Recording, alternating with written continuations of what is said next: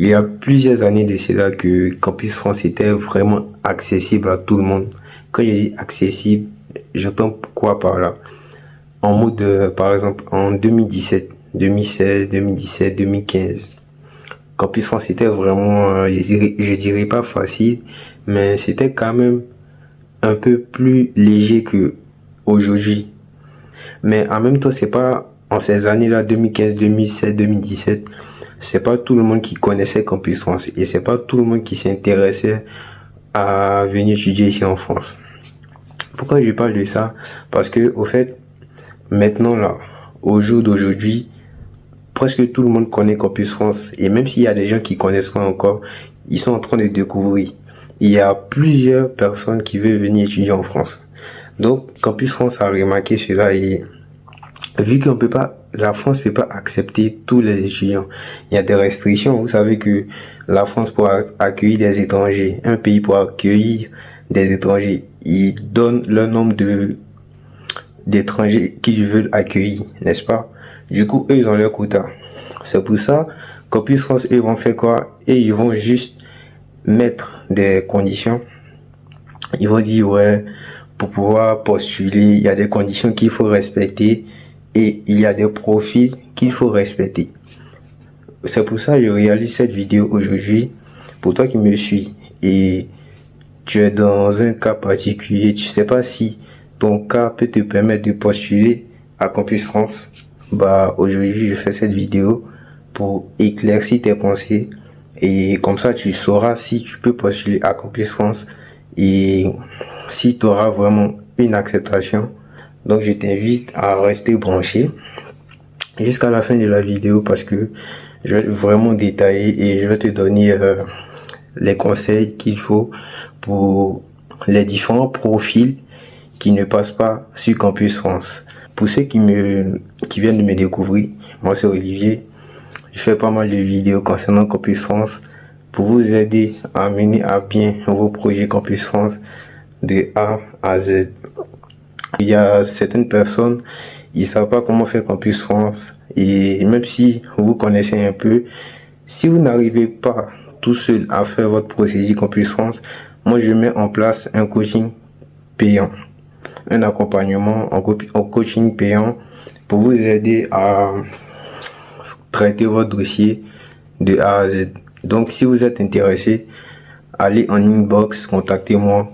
Dans la description, il y a mes contacts.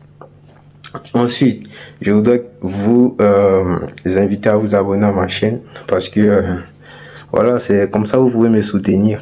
Et abonnez-vous si le contenu de ma vidéo vous plaît. Abonnez-vous, likez, partagez la vidéo à d'autres personnes. Voilà, ça fait plaisir, ça donne la force pour créer plus de contenu. Aujourd'hui, on va parler des profils qui ne passent pas sur Campus France. Vraiment, les profils, genre, catastrophiques, quoi. Même si le mot n'est pas vraiment approprié, mais des profils qui ne passent pas. Donc, en premier lieu, c'est quoi? C'est les gars qui ont des crédits. Quand je dis crédit, les ECTS. Je sais pas si vous connaissez, mais en gros, par exemple, parce que Campus France, ça englobe, ça concerne seulement les études supérieures. Donc, là, je m'adresse aux gars qui sont au supérieur, c'est-à-dire à partir de licence 1, licence 2, licence 3, master 1, master 2.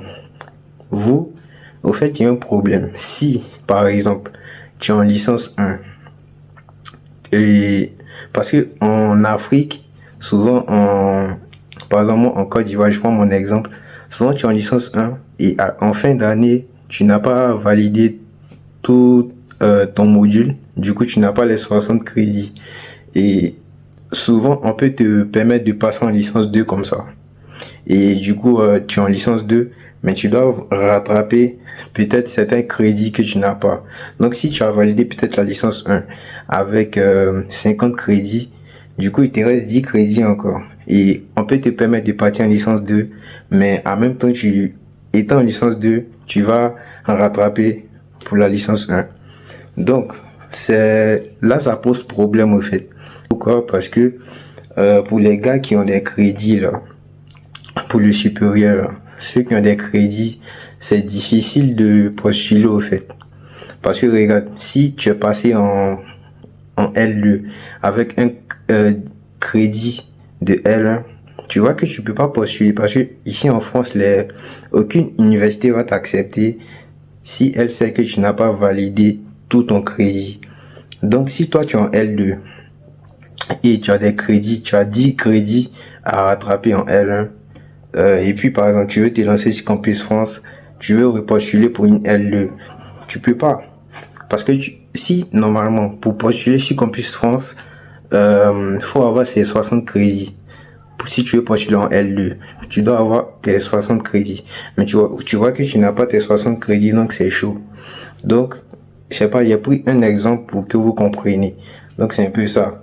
Pour les gars qui ont des crédits à rattraper là, vraiment validez vos crédits avant de postuler. Parce que vous pouvez postuler, mais si l'université sait que vous n'avez pas déjà Campus France, quand vous allez faire votre entretien, ils vont savoir que vous avez des crédits à valider. Donc déjà c'est flop, c'est raté. Et vous n'allez pas avoir d'acceptation. Ça c'est sûr. Hein. Donc les gars, le conseil que je vous donne pour ceux qui ont des crédits à rattraper, les gars, à rattraper vos crédits, c'est important. Ça, c'est le premier problème, le premier profil qui passe pas sur Campus France. Le deuxième profil qui passe pas sur Campus France, c'est quoi?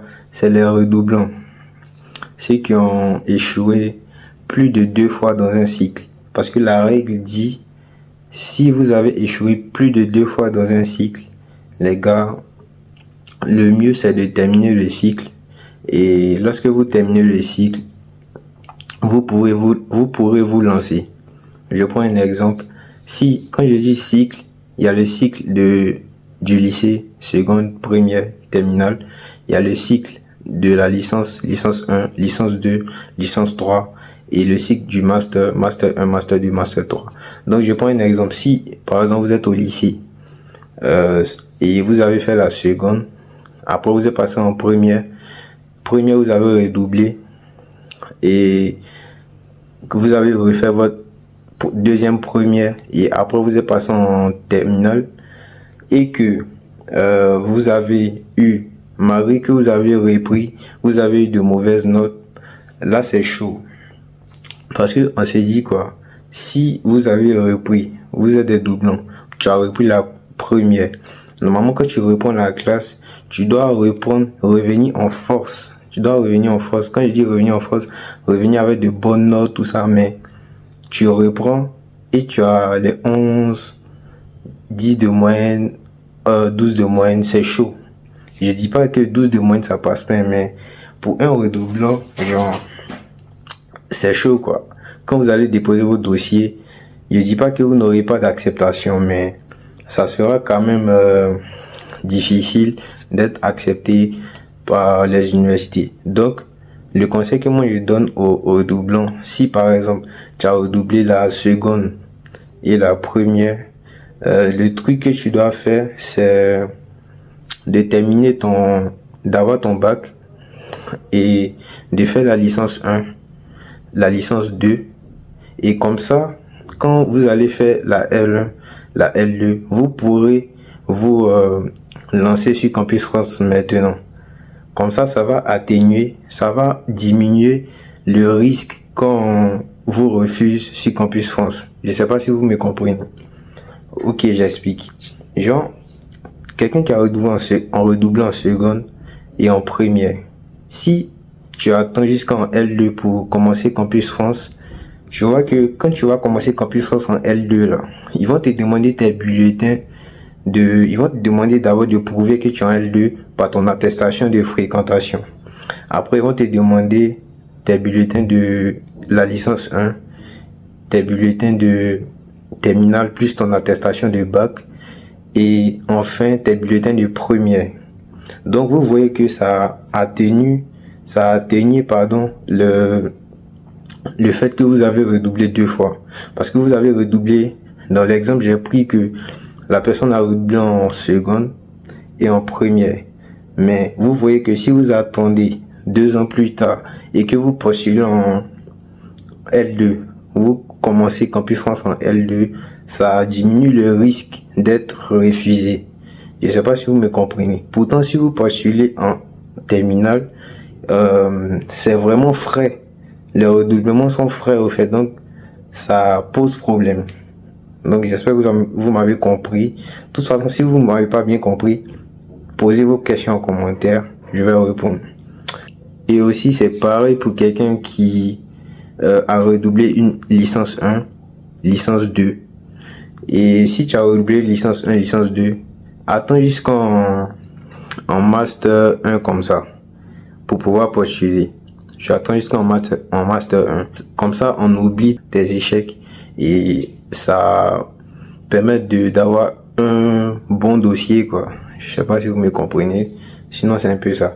Mais le troisième profil qui ne passe pas sur Campus France, c'est les années blanches. Les années blanches, c'est quoi? C'est quand tu ne vas pas du tout à l'école. Je prends pour un cursus, exemple dans un cursus, le cursus de la seconde jusqu'à la terminale. Si tu as fait une seconde, après, normalement, tu devais faire première. Tu as fait seconde, mais après, tu n'es plus parti à l'école. Du coup, tu n'as pas fait première. Si tu n'es plus parti à l'école pendant 1 an et après tu reviens, ça pose pas assez de problème. Bien sûr qu'il y aura tes chances d'être accepté par rapport aux autres, ça sera difficile parce que tu as un trou. Tu as laissé un trou au fait. Parce que quand vous partez sur Campus France, ils disent de justifier d'au moins 3 activités antérieures. Quand on dit les 3 activités là, ça doit être 3 activités consécutives. C'est-à-dire qui se suivent. Donc, si tu as fait seconde, normalement la suite c'est première. On ne dit pas qu'il faut faire seconde et puis après il faut aller dormir un an et puis tu reviens. Non.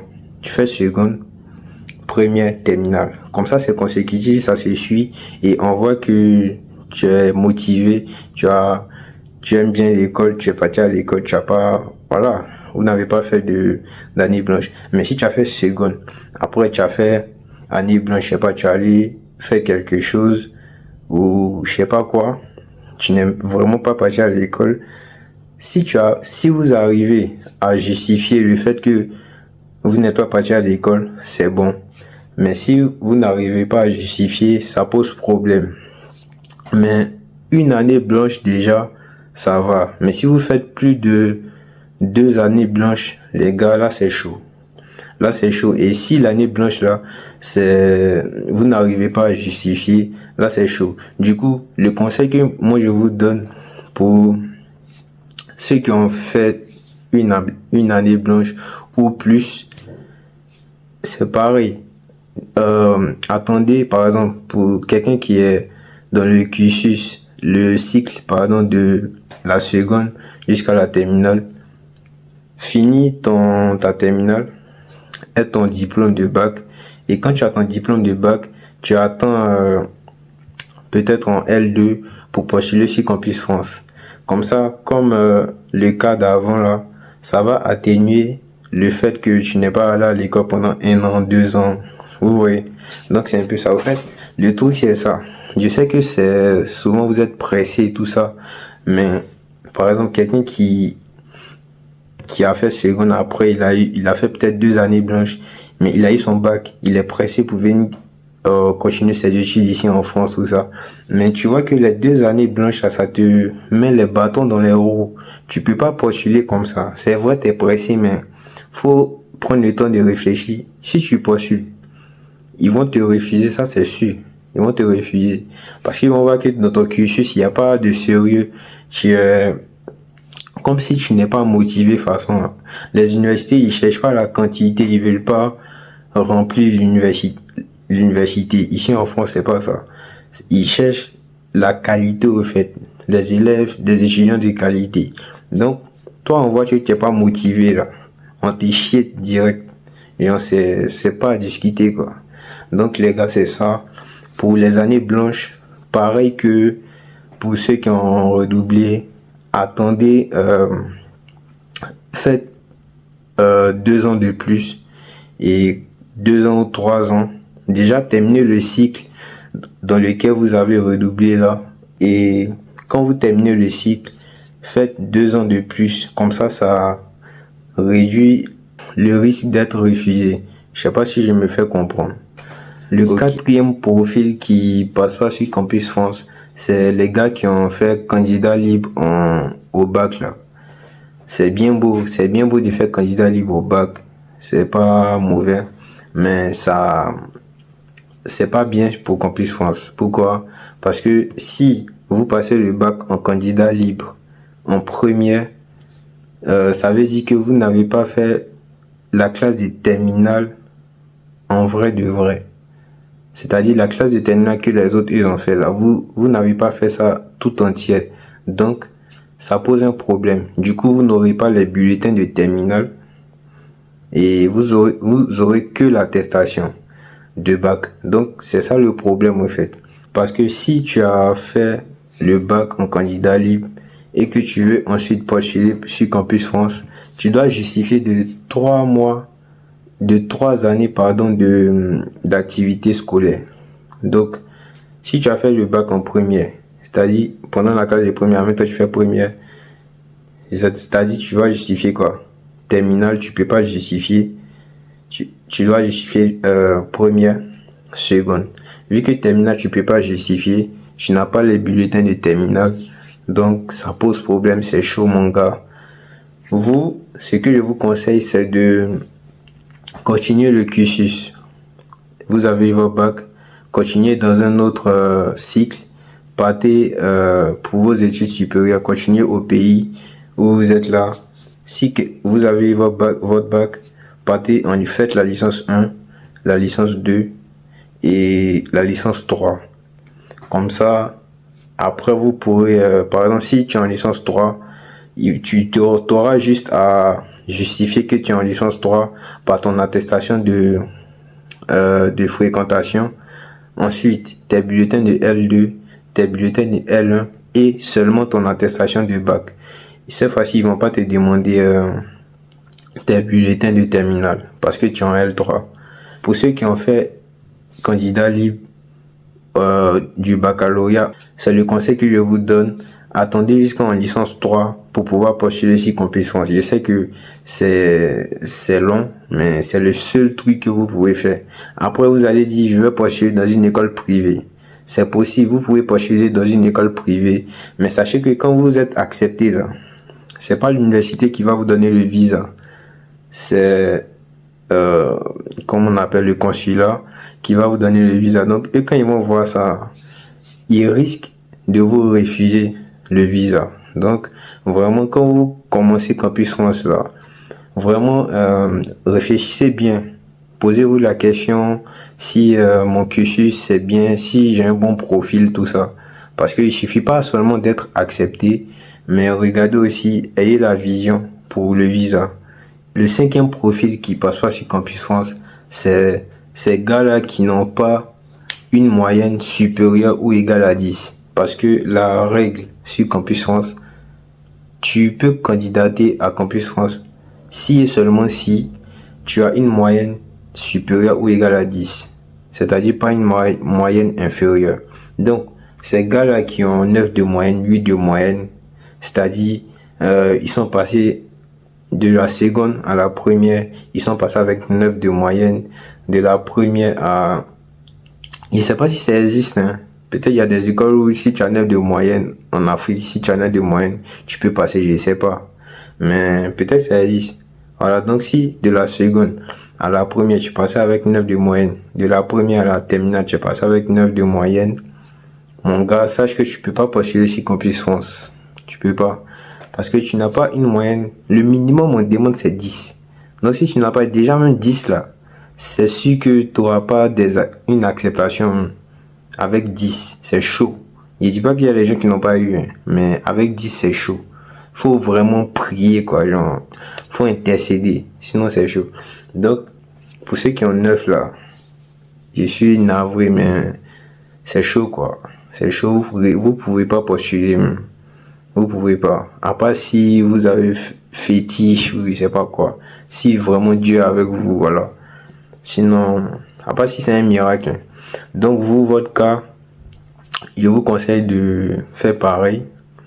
Attendez, ayez votre bac, ou si vous êtes en licence, ayez votre licence et faites 1 an de master, 1 an, 2 ans pour pouvoir postuler après.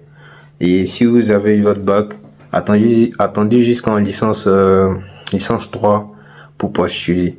Voilà, comme ça ils vont vous demander que vos bulletins de licence. Et en licence aussi, faites en sorte d'avoir plus de 10. Voilà, c'est le conseil que je peux vous donner. En dernière position, quel est le dernier profil qui passe pas sur Campus France? C'est ces gars-là qui se font duper par les établissements privés là.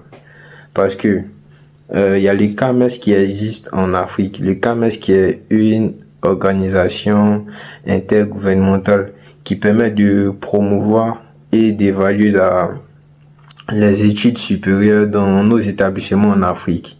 Donc, sachez qu'il y a les CAMES qui est là. Pour toi qui vas t'inscrire dans une école privée là, parce que maintenant il y a de nouvelles écoles privées qui poussent.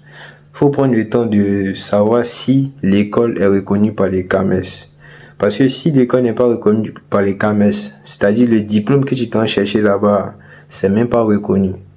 Donc si c'est pas reconnu, tu vois que quand tu allais déjà à Campus France va te dire que tu n'as aucun diplôme. Tu n'as que le bac. Donc vraiment prenez le temps de bien chercher, genre vraiment aller en profondeur par rapport aux établissements. Ça, je parle plus pour ceux qui sont dans des établissements privés en Afrique, parce que là-bas, il y a plein d'arnaques. Un gars va se lever, va créer son école privée, et souvent, on vous dit même pas, l'école vous dit même pas que cette école-là n'est pas reconnue par les CAMES. Juste eux, ils veulent leur argent. Donc, ils vont vous dire, ouais, venez, c'est une bonne formation. Ils vont faire une belle affichage pour vous montrer.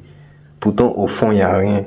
Et quand vous finissez de faire la formation, vous avez votre diplôme, mais c'est comme si c'est du papier vide au fait qui est dans votre main. Il n'y a rien. Donc, vraiment, prenez le temps. Ça, j'insiste là-dessus. Prenez le temps de savoir si votre école privée là, ou même publique, hein, on sait jamais. Mais public, ça va.